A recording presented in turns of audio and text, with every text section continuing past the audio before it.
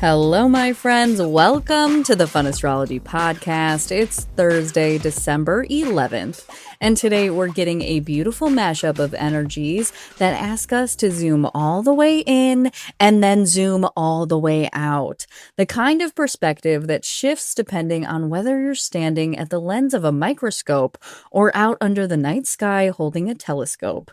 So let's get into it. We start with the moon in Virgo all day. And whenever the Virgo moon is running the emotional weather, we can get a certain kind of clarity, or at least the desire for clarity. Virgo energy moves us towards close observations, small improvements, sorting, editing, refining, asking what's the real issue underneath all of this. It's the part of the sky that does its best thinking when it has a clipboard, a clean desk, and a good lamp. And this Virgo moon becomes incredibly important today because at 3:51 p.m. Eastern, we reach the last quarter moon between the Virgo moon and the Sagittarius sun.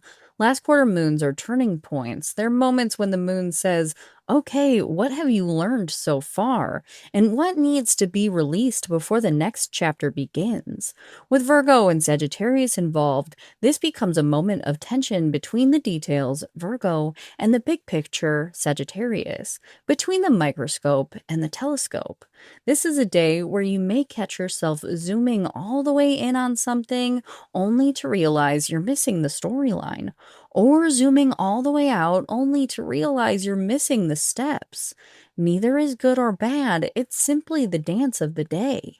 Since we already painted the picture of Virgo moon energy, let's talk about the sun in Sagittarius. Solar energy right now is all about wide horizons, meaning, trajectory, hope, possibility, and the instinct to roam a little farther than you did before. Sagittarius is the telescope. It's the sky-wide view. It wants you to trust your future, trust your vision, and trust that your life has direction even if you can't see the details yet. Which matters a lot because early this morning at 5:19 a.m. Eastern, Mercury in Scorpio forms a beautiful trine to Neptune in Pisces. This is a soft, intuitive, imaginative energy. It pulls the mind out of logic and into feeling, into dream work, into creative connections, into the subconscious file drawers you don't always open. And it creates this gentle bridge between the Virgo moon's precision and Neptune's inspiration, giving us access to both clarity and compassion. But then Mercury does something big. At 5:39 Eastern, Mercury moves back into Sagittarius after its retrograde in Scorpio.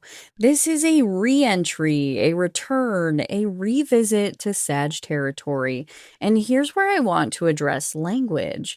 Mercury is said to be in detriment in Scorpio. But detriment in traditional astrology simply means this planet is outside of its usual box. And honestly, Sagittarius Mercury can be incredible.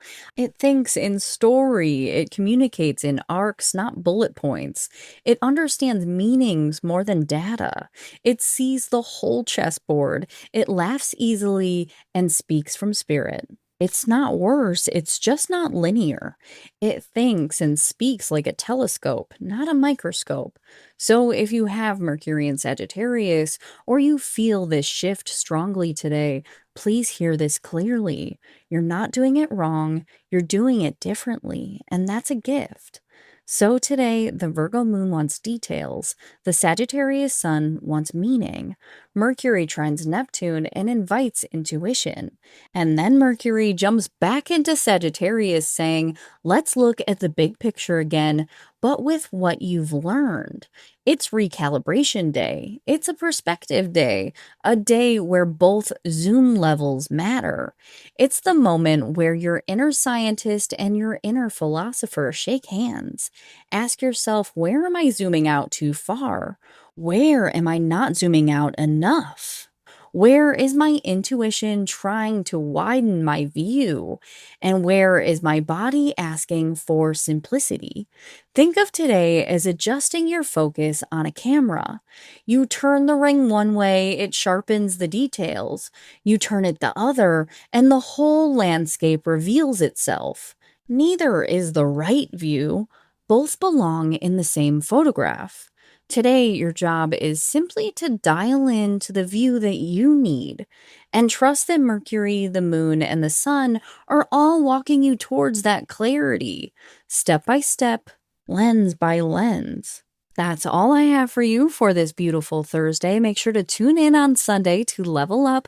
Thomas and I will be focusing on Neptune and Pisces since this is the last stretch before it moves into Aries, and we won't see this again for our lifetime. Tune in at 8 p.m. Eastern on the Fun Astrology YouTube page. So until then, much love. Talk soon.